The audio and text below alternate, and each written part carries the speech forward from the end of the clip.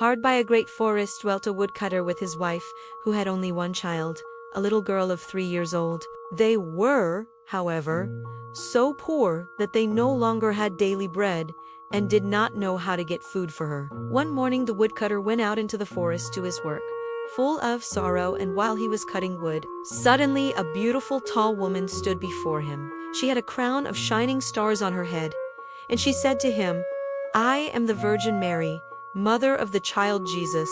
You are poor and needy. Bring your child to me. I will take her with me, be her mother, and care for her." The woodcutter obeyed, brought his child, and gave her to the Virgin Mary, who took her up to heaven with her. There the child fared well, ate sugar cakes, and drank sweet milk, and her clothes were of gold, and the little angels played with her. When she was 14 years of age, the Virgin Mary called her to her one day and said, "Dear child, I am about to make a long journey, so take into your keeping the keys of the 13 doors of heaven. 12 of these you may open, and behold the glory which is within them. But the 13th, to which this little key belongs, is forbidden to you. Beware of opening it, or you will bring misery on yourself." The maiden promised to be obedient, and when the Virgin Mary was gone, she began to examine the dwellings of the kingdom of heaven. Each day she opened one of them, until she had made the round of the 12. In each of them sat one of the apostles amidst a great light, and she rejoiced in all the magnificence and splendor. And the little angels who always accompanied her rejoiced with her. Now the forbidden door alone remained, and she felt a great desire to know what could be hidden behind it, and said to the angels, "I will not open it entirely, and I will not go inside, but I will unlock it so that we can just see a little through the opening." "No," said the little angels. "That would be a sin. The Virgin Mary has forbidden it, and it might easily cause your unhappiness." Then she was silent, but the desire in her heart was not stilled, but gnawed there and tormented her, and let her have no peace. And once when the angels had all gone out, she thought, "Now I am quite alone, and I can peep in. If I do it, no one will ever know." She sought out the key, and when she had got it in her hand, she put it in the lock.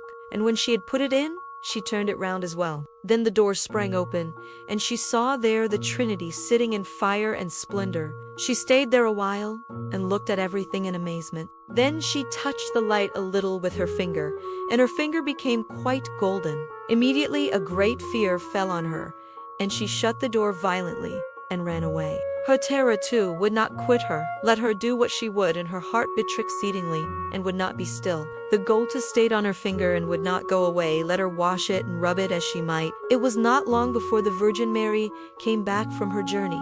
She called the maiden to her, and asked to have the keys of heaven back. When the maiden gave her the bunch of keys, the Virgin looked at her and said, "Have you not opened the 13th door also?" "No," she replied. Then she laid her hand on the maiden's heart, and felt how it beat, and saw right well that she had disobeyed her order and had opened the door. Then she said once again, "Are you certain that you have not done it?" "Yes," said the maiden, for the second time. Then she perceived the finger which had become golden from touching the fire of heaven, and saw well that the child had sinned, and said for the third time, "Have you not done it?" "No," said the maiden for the third time. Then the Virgin Mary said, "You have not obeyed me, and you have told a lie as well. You are no longer worthy to be in heaven." Then the maiden sank into a deep sleep, and when she awoke, she lay on the earth below, and in the midst of a wilderness. She wanted to cry out, but she could bring forth no sound. She sprang up and wanted to run away, but whichever way she turned, she was continually held back by thick thorn hedges, which she could not break through. In the desert in which she was imprisoned, there stood an old hollow tree, and this had to be her dwelling place. She crept into it when night came, and slept there, and when it stormed and rained, she found shelter in it, but it was a miserable life, and she wept bitterly when she remembered how happy she had been in heaven, and how the angels had played with her. Roots and wild berries were her only food, and for these she sought as far as she could go. In the autumn she gathered the fallen nuts and leaves, and carried them into the hole. The nuts were her food in winter, and when snow and ice came, she crept amongst the leaves like a poor little animal that she might not freeze. Before long her clothes were all torn,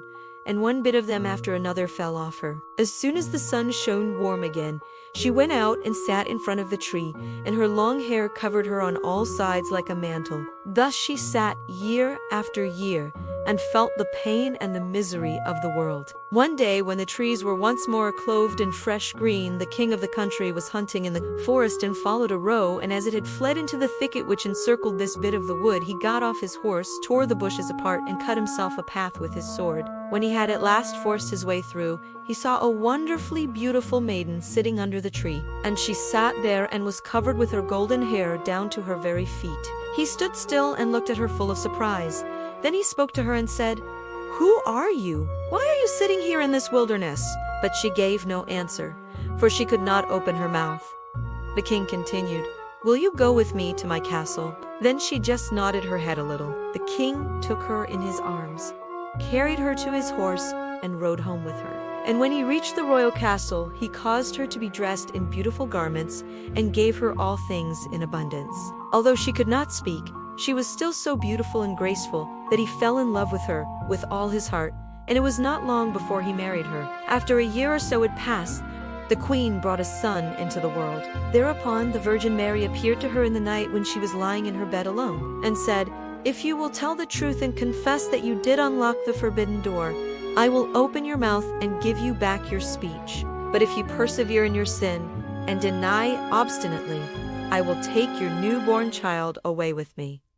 Then the queen was permitted to answer. But she remained hard and said, "No, I did not open the forbidden door." And the Virgin Mary took the newborn child from her arms and disappeared with it. The next morning, when the child was not to be found, it was whispered among the people that the queen was a man-eater and had killed her own child. She heard all this and could say nothing to the contrary, but the king would not believe it, for he loved her so much. When a year had gone by, the queen again bore a son, and in the night the Virgin Mary again came to her and said, "If you will confess that you opened the forbidden door, I will give you your child back and untie your tongue. But if you continue in sin and deny, I will take away with me this new child also."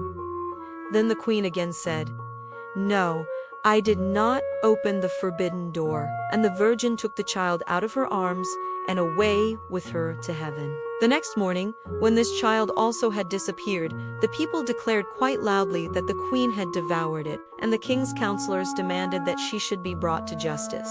The king, however, loved her so dearly that he would not believe it, and commanded the counselors not to say a word about it on pain of death. The following year, the queen gave birth to a beautiful little daughter, and for the third time, the Virgin Mary appeared to her in the night and said, "Follow me." She took the queen by the hand and led her to heaven, and showed her there her two eldest children, who smiled at her and were playing with the ball of the world. When the queen rejoiced thereat, the Virgin Mary said, "Is your heart not yet softened? If you will own that you opened the forbidden door, I will give you back your two little sons." But for the third time the queen answered, "No, I did not open the forbidden door." Then the Virgin let her sink down to earth again, and took from her likewise her third child. The next morning, when this was known, all the people cried loudly, "The queen is a manitor. She must be condemned," and the king was no longer able to restrain his counselors. Thereupon a trial was held, and as she could not answer and defend herself, she was condemned to be burnt alive. The wood was collected, and when she was fast bound to the stake, and the fire began to burn round about her, the hard ice of pride melted, her heart was moved by repentance, and she thought, "If I could but confess before my death that I opened the door." Then her voice came back to her, and she cried out loudly, "Yes, Mary, I did it." And straightway rain fell from the sky and extinguished the flames of fire, and a light broke forth above her, and the Virgin Mary descended with the two little sons by her side and the newborn daughter in her arms. She spoke kindly to her and said, "He who repents his sin and confesses it is forgiven." Then she gave her the three children, untied her tongue, and granted her happiness for her whole life. If you liked this video, please make a comment and like it so we can make more videos like this.